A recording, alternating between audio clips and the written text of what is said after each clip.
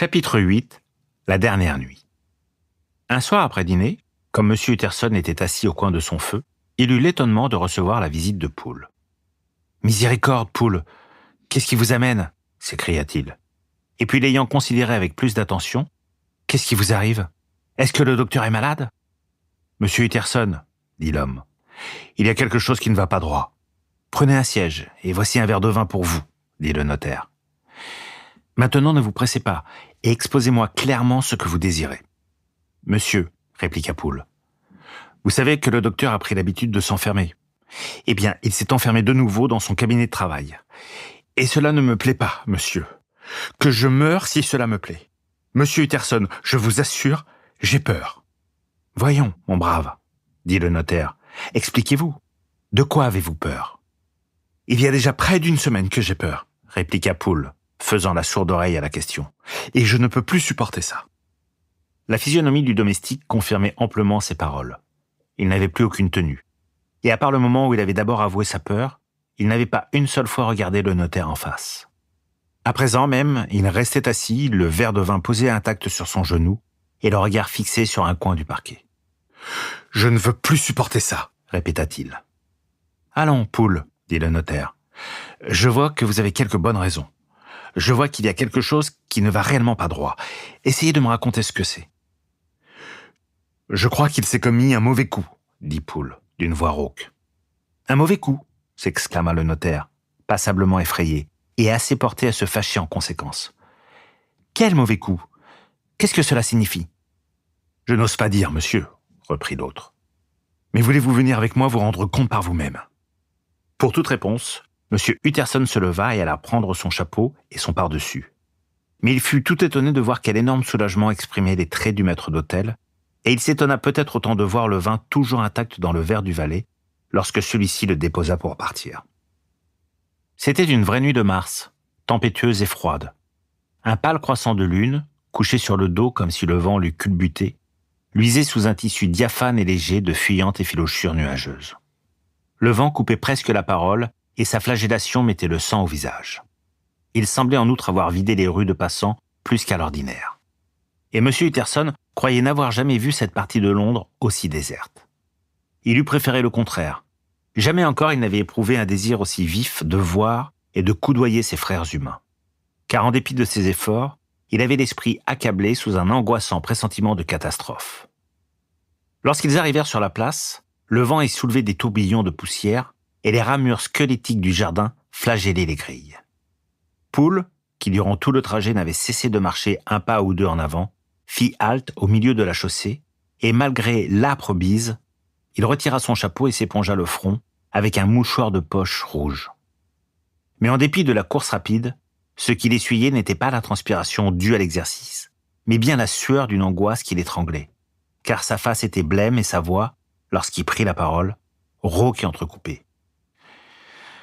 « Eh bien, monsieur, dit-il, nous y voici, et Dieu fasse qu'il ne soit pas arrivé de malheur. »« Ainsi soit-il, Poole, » dit le notaire. Là-dessus, le valet heurta d'une façon très discrète. La porte s'ouvrit, retenue par la chaîne. Et de l'intérieur, une voix interrogea. « C'est vous, Poole ?»« Tout va bien, » répondit Poole. « Ouvrez. » Le vestibule où ils pénétrèrent était brillamment éclairé. On avait fait un grand feu, et autour de l'âtre, toute la domesticité, mâle et femelle, se tenait rassemblée en tas comme un troupeau de moutons. À la vue de M. Utterson, la femme de chambre fut prise de gênements nerveux. Et la cuisinière s'écriant « Dieu merci, voilà M. Utterson !» s'élança au-devant de lui comme pour lui sauter au cou. « Quoi donc? Que faites-vous tous ici ?» interrogea le notaire avec aigreur. « C'est très irrégulier, très incorrect. S'il le savait, votre maître serait loin d'être satisfait. »« C'est qu'ils ont tous peur, » dit Poole. Nul ne protesta, et il se fit un grand silence. On n'entendait que la femme de chambre qui s'était mise à pleurer tout haut. « Taisez-vous !» lui dit Poole, d'un ton furieux qui témoignait de son énervement personnel. Et de fait, quand la femme de chambre avait tout à coup haussé la gamme de ses lamentations, tous avaient tressailli et s'étaient tournés vers la porte intérieure avec des airs de crainte et d'anxiété. « Et maintenant, » continua le maître d'hôtel, en s'adressant au marmiton, « passez-moi un bougeoir. Nous allons tirer cela au clair tout de suite. » Puis, ayant prié M. Utterson de le suivre, il l'emmena dans le jardin de derrière. « À présent, monsieur, lui dit-il, vous allez faire le moins de bruit possible. Je tiens à ce que vous entendiez et je ne tiens pas à ce qu'on vous entende. Et surtout, monsieur, si par hasard il vous demandait d'entrer, n'y allez pas. » À cette conclusion imprévue, M. Utterson eut un sursaut nerveux qui manqua de lui faire perdre l'équilibre. Mais il rassembla son courage et suivit le maître d'hôtel dans le bâtiment du laboratoire, puis, traversant l'amphithéâtre de dissection, encombré de touris et de flacons, il arriva au pied de l'escalier. Là, Poole lui fit signe de se reculer de côté et d'écouter. Et lui-même, déposant le bougeoir et faisant un appel visible à toute sa résolution, monta les marches et d'une main mal assurée, frappa sur la serge rouge de la porte du cabinet. « Monsieur, c'est Monsieur Utterson qui demande à vous voir, » annonça-t-il. Et en même temps, d'un geste impératif, il engagea le notaire à prêter l'oreille. Une voix plaintive répondit de l'intérieur.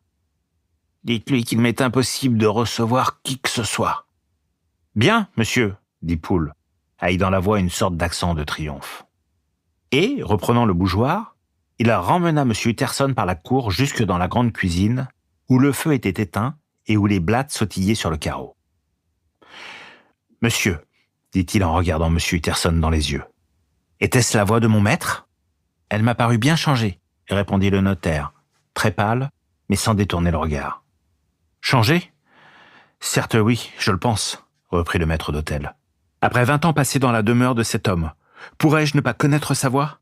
Non, monsieur, on a fait disparaître mon maître. On l'a fait disparaître il y a 8 jours lorsque nous l'avons entendu invoquer le nom de Dieu. Et qui est là à l'intérieur à sa place ? Et pourquoi on reste là, monsieur Utterson ? C'est une chose qui crie vengeance au ciel. » « Voici un conte bien étrange, Poole. Voici un conte plutôt invraisemblable, mon ami, » dit monsieur Utterson en se mordillant le doigt. « À supposer qu'il en soit comme vous l'imaginez. À supposer que le docteur Jekyll ait été... Eh bien oui, assassiné. Quel motif de rester pourrait avoir son meurtrier ? Cela ne tient pas debout, cela ne supporte pas l'examen. » « Eh bien, monsieur Utterson, vous êtes difficile à convaincre, mais je ne désespère pas d'y arriver, » dit Poole. « Toute cette dernière semaine, sachez-le donc, cet homme ou cet être, ou ce je ne sais quoi qui loge dans le cabinet, n'a cessé jour et nuit de réclamer à corps et à cri un certain médicament sans arriver à l'obtenir à son idée. Il lui arrivait de temps à autre, c'est de mon maître que je parle, d'écrire ses ordres sur une feuille de papier qu'il jetait dans l'escalier. Nous n'avons rien eu d'autre ces 8 derniers jours. Rien que des papiers et portes de bois. Et jusqu'au repas qu'on lui laissait là, et qu'il rentrait en cachette lorsque personne ne le voyait. Eh bien, monsieur, tous les jours, oui, et même des 2 ou 3 fois dans une seule journée. C'était des ordres et des réclamations, et il m'a fallu courir chez tous les droguistes en gros de la ville. Chaque fois que je rapportais le produit, c'était un nouveau papier pour me dire de le renvoyer parce qu'il n'était pas pur, et un nouvel ordre pour une autre maison. Ce produit, monsieur, on en a terriblement besoin pour je ne sais quel usage. « Avez-vous gardé quelques-uns de ces papiers ?» demanda M. Utterson. Poole fouilla dans sa poche et en sortit un billet tout froissé que le notaire, se penchant plus près de la bougie, déchiffra avec attention. En voici le contenu. Le docteur Jekyll présente ses salutations à messieurs Mo. Il leur affirme que le dernier échantillon qu'ils lui ont fait parvenir est impur et absolument inutilisable pour son présent besoin. En l'année 1800 et quelques, le docteur Jekyll en a acheté une assez grande quantité chez messieurs Mo. Il les prie aujourd'hui de vouloir bien faire les recherches les plus diligentes et s'il leur en reste un peu de la même qualité, de le lui envoyer aussitôt. Peu importe le coût. Ce produit est pour le docteur Jekyll d'une importance tout à fait exceptionnelle. Jusqu'ici, l'allure du billet s'était maintenue suffisamment normale, mais arrivé là, écorchant soudain le papier d'une plume rageuse, le scripteur avait donné libre cours à ses sentiments. « Pour l'amour de Dieu, ajoutait-il, retrouvez-moi un peu de l'ancien. » « Voici un billet étrange, » dit M. Utterson. Puis, avec sévérité, « Comment se fait-il que vous l'ayez tout décacheté en votre possession ?» L'employé de chez Mo était si fort en colère, monsieur, qu'il me l'a rejeté comme de l'ordure, répondit Poole. « C'est indiscutablement l'écriture du docteur, vous savez, reprit le notaire. Je me disais bien qu'elle y ressemblait, dit le serviteur, mal convaincu. Et puis, sur un nouveau ton, il reprit. Mais qu'importe l'écriture, puisque je l'ai vue. Vous l'avez vue, répéta M. Utterson. Et alors ? Tenez, dit Poole, voici la chose. Je suis entré tout d'un coup dans l'amphithéâtre, venant du jardin. Il avait dû se glisser au dehors pour se mettre en quête du produit ou faire je ne sais quoi. Car la porte du cabinet était ouverte et il se trouvait tout au fond de la salle en train de fourrager parmi les touris. À mon arrivée, il leva les yeux, poussa comme un cri plaintif et s'enfuit par l'escalier jusque dans le cabinet. Je ne l'ai vu qu'une minute, mais les cheveux m'en ont dressé sur le crâne comme des baguettes. Dites, monsieur, si c'était là mon maître, pourquoi avait-il un masque sur la figure ? Si c'était mon maître, pourquoi a-t-il poussé ce cri de rat ? Et pourquoi s'est-il sauvé en me voyant ? Je l'ai servi assez longtemps. Et puis... Mais l'homme se tut et se passa la main sur le visage. Toutes ces circonstances sont en effet bien bizarres, dit M. Utterson. Mais je crois que je commence à y voir clair. Votre maître, Poole, est sans nul doute atteint d'une de ces maladies qui torturent à la fois et défigurent leurs victimes. De là, selon toute probabilité, l'altération de sa voix. De là, le masque et son éloignement de ses amis. De là, son anxiété de trouver ce produit, grâce auquel la pauvre âme garde l'espoir d'une guérison finale. Dieu fasse que cet espoir ne soit pas trompé. Voilà mon explication. Elle est suffisamment triste, Poole, voire même affreuse à envisager. Mais elle est simple et naturelle, elle est cohérente et elle nous délivre de toute crainte exagérée. Monsieur, dit le maître d'hôtel, envahi d'une pâleur livide, cet être n'était pas mon maître, et voilà la vérité. Mon maître, et ce disant, il regarda autour de lui et baissa la voix, est un homme grand et bien fait, et celui-ci était une sorte de nabot. Utterson voulut protester. « Oh, monsieur !» s'écria Poole. « Croyez-vous que je ne connaisse pas mon maître au bout de 20 ans ? Croyez-vous que je ne sache pas à quelle hauteur sa tête arrive dans l'encadrement de la porte du cabinet où je l'ai vu chaque matin de ma vie ? Non, monsieur, jamais. Cet être au masque n'était pas le docteur Jekyll, et c'est mon intime conviction qu'il y a eu assassinat. »« Poole, répliqua le notaire, dès lors que vous dites cela, je vais me trouver dans l'obligation de m'en assurer. Malgré tout mon désir de ménager les sentiments de votre maître, malgré tous mes doutes en présence de ce billet qui semble prouver qu'il est encore vivant, je dois considérer comme de mon devoir de forcer cette porte. »« Ah, monsieur Utterson, voilà qui est parlé !» s'écria le maître d'hôtel. « Et maintenant, passons à une autre question, » reprit Utterson. « Qui va s'en charger ?»« Mais vous et moi, monsieur ?» répliqua l'autre sans sourciller. « Très bien dit, » déclara le notaire. « Et quoi qu'il en résulte, je saurai faire en sorte que vous n'y perdiez rien. Il y a une hache dans l'amphithéâtre, » continua Poole, « et vous pourriez prendre pour vous le tisonnier de la cuisine. » Le notaire s'empara de cet outil grossier mais pesant et le brandit. « Savez-vous, Poole, dit-il en levant les yeux, que nous allons, vous et moi, nous exposer à un certain danger ? » « Certes, monsieur, vous pouvez bien le dire, » répondit le maître d'hôtel. « Il vaut donc mieux parler franc. Nous en savons l'un et l'autre plus long que nous n'en avons dit. Ne nous cachons plus rien. Cet individu masqué que vous avez vu, l'avez-vous reconnu ?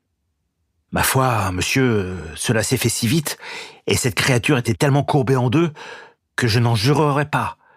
Mais si vous voulez dire, était-ce Mr. Hyde ? Eh bien oui, je crois que c'était lui. Voyez-vous, il était à peu près de la même carrure, et il avait la même démarche, leste et agile. Et d'ailleurs, qui d'autre aurait pu s'introduire par la porte du laboratoire ? N'oubliez pas, monsieur, que lors du crime, il avait encore la clé sur lui. Mais ce n'est pas tout. Je ne sais, monsieur Utterson, si vous avez jamais rencontré ce Mr. Hyde. Si fait, répliqua le notaire. J'ai causé une fois avec lui. En ce cas, vous devez savoir aussi bien que nous tous que ce gentleman avait quelque chose de bizarre. Quelque chose qui vous retournait... Je ne sais vraiment pas m'expliquer autrement que ceci. On se sentait devant lui comme un vide et un froid dans les moelles. J'avoue que j'ai éprouvé un peu ce que vous dites là, fit M. Utterson. Vous y êtes, monsieur. Eh bien, quand cette créature masquée a jailli, tel un singe, d'entre les produits chimiques et a filé dans le cabinet, c'est comme de la glace qui m'est descendue le long de l'échine. Oh, je sais bien que ce n'est pas une preuve, monsieur Utterson. Je suis assez instruit pour cela. Mais on a sa petite jugeote, et je vous jure sur la Bible que c'était là Mr. Hyde. Soit, dit le notaire. Mes craintes m'inclinent à le croire aussi. Du mal, j'en ai peur. Il ne pouvait sortir que du mal de cette relation. Si fait, vraiment, je vous crois. Je crois que ce pauvre Harry a été tué, et je crois que son assassin, dans quel but, Dieu seul pourrait le dire, s'attarde encore dans la demeure de sa victime. Eh bien, nous lui apporterons la vengeance. Faites venir Bradshaw. le valet désigné arriva, très pâle et énervé. « Remettez-vous, Bradshaw, » lui dit le notaire. « Cette attente, je le sais, vous est pénible à tous. Mais nous avons pris la résolution d'en finir. Poole, que voici, et moi, nous allons pénétrer de vive force dans le cabinet. Si tout est en règle, j'ai assez bon dos pour supporter la responsabilité. Cependant, de crainte qu'il y ait réellement du mauvais, ou qu'un malfaiteur ne tente de s'échapper par les derrières, vous ferez le tour par le coin avec le marmiton, muni d'une bonne trique chacun, et vous vous posterez à la porte du laboratoire. Nous vous laissons 10 minutes pour prendre vos dispositions. » Tandis que Bradshaw s'éloignait, le notaire, consultant sa montre, ajouta « Et maintenant, Poole, prenons les nôtres. » Et emportant le tisonnier sous son bras, il s'avança le premier dans la cour. Les nuages s'étaient amoncelés devant la lune, et il faisait à cette heure tout à fait noir. Le vent, qui n'arrivait au fond de ce puits de bâtiment que par bouffées intermittentes, faisait vaciller la flamme de la bougie. Mais enfin ils arrivèrent dans l'abri de l'amphithéâtre, où ils s'assirent pour attendre en silence. La rumeur grandiose de Londres s'élevait de toutes parts. Mais, à proximité immédiate, le silence n'était interrompu que par le bruit d'un pas allant et venant sur le parquet du cabinet. « C'est ainsi qu'il marche toute la journée, monsieur, » chuchota Poole. « Oui, et voire la plus grande partie de la nuit. Il n'y a un peu de répit que quand il reçoit un nouvel échantillon de chez le droguiste. Ah, il faut une bien mauvaise conscience pour être ainsi ennemi du repos. Ah, monsieur, dans chacun de ces pas, il y a du sang traîtreusement répandu. Mais écoutez encore d'un peu plus près. Mettez votre cœur dans votre ouïe, monsieur Utterson, et dites-moi, est-ce l'allure du docteur ?» Les pas résonnaient furtifs et légers, et quasi dansants malgré leur lenteur. Ils différaient complètement de la marche pesante et sonore de Henry Jekyll. Utterson poussa un soupir et demanda « Est-ce qu'on n'entend jamais rien d'autre ?» Poole fit un signe affirmatif et répondit « Si, une fois, je l'ai entendu pleurer. »« Pleurer ? Comment cela ?» reprit le notaire, envahi tout à coup d'un frisson d'horreur. « Pleurer comme une femme ou comme une âme en peine ?» répondit le maître d'hôtel. « Quand je suis parti, cela m'est resté sur le cœur, si bien que j'en aurais pleuré aussi. » Mais les 10 minutes tiraient à leur fin. Poole sortit la hache de dessous un tas de paille d'emballage. On déposa le bougeoir sur la table la plus proche, afin d'y voir clair pour l'attaque. Et, retenant leur souffle, tous deux s'approchèrent du lieu où ce pas inlassable allait sans cesse, de long en large et de large en long, dans le calme de la nuit. « Jekyll !» appela Utterson d'une voix forte. « Je demande à vous voir !» Il se tut quelques instants, mais ne reçut pas de réponse. Il reprit. « Je vous en préviens tout net. Nos soupçons sont éveillés. Il faut que je vous voie et je vous verrai. Si ce n'est par la persuasion, ce sera autrement. Si ce n'est de votre bon gré, ce sera par la violence. »« Utterson !» cria la voix. « Pour l'amour de Dieu, ayez pitié !»« Ah, ce n'est pas la voix de Jekyll, c'est celle de Hyde !» s'écria Utterson. « Enfoncez la porte, Poole !» Et Poole balança la hache par-dessus son épaule. Sous le coup, le bâtiment retentit et la porte à serge rouge rebondit contre la serrure et les gonds. Du cabinet jaillit un hurlement de détresse, d'une épouvante tout animale. La hache se releva de nouveau, et de nouveau les panneaux craquèrent et l'encadrement sursauta. À 4 reprises, le coup retomba, mais le bois était dur et la menuiserie solide. Ce fut seulement au 5e que la serrure disjointe s'arracha et que les débris de la porte s'abattirent à l'intérieur sur le tapis. Les assiégeants, intimidés par leur propre tapage et par le silence qui lui avait succédé, hésitèrent un peu et regardèrent dans le cabinet qui s'étalait sous leurs yeux à la paisible lumière de la lampe. Un bon feu clair pétillait dans l'âtre. La bouilloire chantonnait son léger refrain. On voyait 2 ou 3 tiroirs ouverts, des papiers disposés en ordre sur la table de travail, et tout près du feu, le nécessaire préparé pour le thé. On eût dit l'intérieur le plus tranquille et, à part les étagères vitrées pleines d'instruments de chimie, le plus banal qu'il y eût ce soir-là dans tout Londres. Au beau milieu gisait le corps d'un homme tordu par l'agonie et encore palpitant. Ils s'approchèrent à pas légers, le retournèrent sur le dos et reconnurent les traits de Mr. Hyde. Il était vêtu d'habits beaucoup trop grands pour lui, d'habits faits à la taille du docteur. Les muscles de son visage vibraient encore d'une apparence de vie, mais la vie elle-même l'avait bien abandonné. La fiole broyée qu'il tenait encore, avec l'odeur d'amande amère qui flottait dans la pièce, révélèrent à Utterson qu'il avait devant lui le cadavre d'un suicidé. Nous sommes arrivés trop tard, dit-il d'un ton sévère. Aussi bien pour sauver que pour punir. Hyde est allé trouver son juge. Il ne nous reste plus qu'à découvrir le corps de votre maître.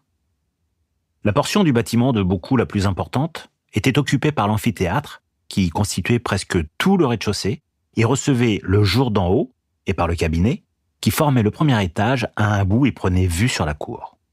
Un corridor reliait l'amphithéâtre à la porte donnant sur la petite rue. En outre, le cabinet communiquait séparément avec celle-ci par un second escalier. Il y avait aussi plusieurs réduits obscurs et une vaste cave. Tout cela fut alors minutieusement passé en revue. Chaque réduit n'exigea qu'un coup d'œil, car tous étaient vides et, à voir la poussière qui tombait de leurs portes, aucun d'eux n'avait de longtemps été ouvert. La cave, il est vrai, était encombrée d'un amas d'objets hétéroclites, datant pour la plupart de l'époque du chirurgien prédécesseur de Jekyll. Mais rien qu'en ouvrant la porte, ils furent avertis de l'inutilité de plus amples recherches par la chute d'un revêtement compact de toile d'araignée qui avait depuis des ans condamné l'entrée. Nulle part on ne voyait trace de Henry Jekyll, ni mort, ni vivant. Poole frappa du pied les dalles du corridor. « Il doit être enterré là, » dit-il en prêtant l'oreille à la résonance. « À moins qu'il se soit enfui, » dit Utterson. Et il s'en alla examiner la porte de la petite rue. Elle était fermée à clé. Et tout auprès, gisant sur les dalles, se trouvait la clé, déjà tachée de rouille. « Elle n'a pas l'air de servir beaucoup, » remarqua le notaire. « De servir ?» répéta Poole. « Ne voyez-vous donc pas, monsieur, qu'elle est brisée comme si quelqu'un avait donné un coup de talon dessus ?»« C'est juste, » fit Utterson. « Et même les cassures sont rouillées. » Les deux hommes s'entre-regardèrent, ébahis. « Ceci me dépasse, Poole, » dit le notaire. « Retournons dans le cabinet. » Ils gravirent l'escalier en silence, et non sans jeter par intervalles au cadavre un regard terrifié, se mirent à examiner plus en détail le contenu de la pièce. Sur une table se voyaient des traces d'opérations chimiques. Plusieurs tas dosés d'un sel blanchâtre étaient préparés sur des soucoupes de verre, comme pour une expérience au milieu de laquelle le malheureux avait été interrompu. « C'est là ce même produit que j'allais tout le temps lui chercher, » dit Poole. Et il n'avait pas achevé sa phrase que la bouilloire déborda à grand bruit. Ceci les amena vers la cheminée, auprès de laquelle le fauteuil était frileusement tiré, avec le nécessaire à thé tout disposé à portée de la main, jusqu'à la tasse garnie de sucre. Un rayonnage supportait quelques volumes. L'un d'eux gisait ouvert à côté du plateau à thé, et Utterson y reconnut avec stupeur un exemplaire d'un ouvrage édifiant, pour lequel Jekyll avait maintes fois exprimé une vive estime, et qui se trouvait ici annoté de scandaleux blasphèmes écrits de sa propre main. Continuons de passer en revue la pièce.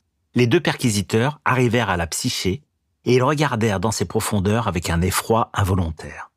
Mais elle était tournée de façon à ne leur montrer que la rose lueur se jouant au plafond, le feu scintillant en multiples reflets sur les vitres des étagères, et leur propre physionomie pâle et terrifiée penchée sur leur image.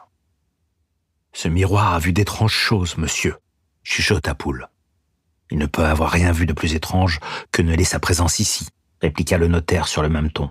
« Car que faisait Jekyll ?» Il s'interrompit avec un sursaut, et puis surmontant sa faiblesse, « Quel besoin d'une psyché pouvait bien avoir Jekyll ?»« Vous avez raison de le dire, » dit Poole. Ils s'occupèrent ensuite de la table de travail.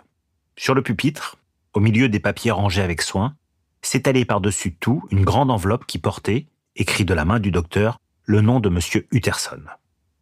Le notaire la décacheta, et plusieurs plis s'en échappèrent et tombèrent sur le plancher.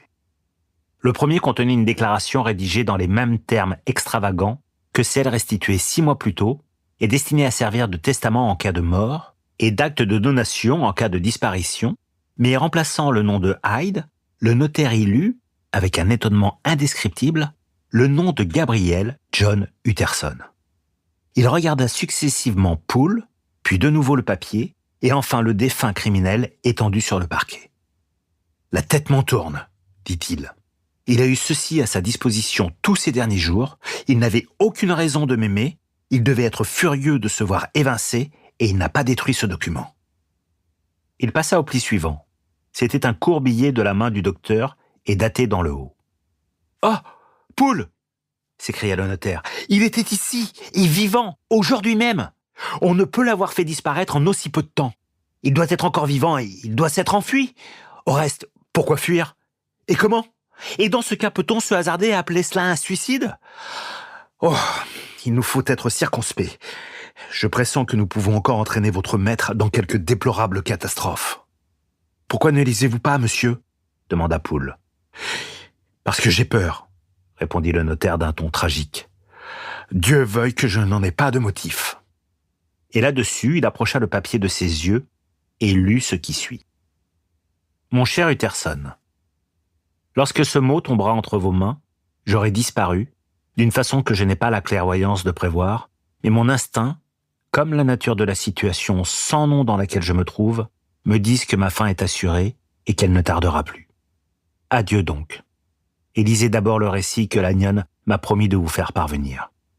Puis, si vous désirez en savoir davantage, passez à la confession de votre ami indigne et infortuné, Henry Jekyll. Il y avait un troisième pli ? Demanda Utterson. Le voici, monsieur, répondit Poole, et il lui tendit un paquet volumineux revêtu de plusieurs cachets. Le notaire le mit dans sa poche. Je ne parlerai pas de ce papier. Que votre maître ait fui ou qu'il soit mort, nous pouvons du moins sauver sa réputation. Il est maintenant 10 heures. Je vais rentrer chez moi et y lire en paix ces documents. Mais je serai de retour avant minuit. C'est alors que nous enverrons chercher la police. Ils sortirent, refermant à clé derrière eux la porte de l'amphithéâtre. Et Utterson, laissant encore une fois les serviteurs réunis autour du feu dans le vestibule, se rendit à son bureau pour lire les 2 récits où il devait enfin trouver l'explication du mystère.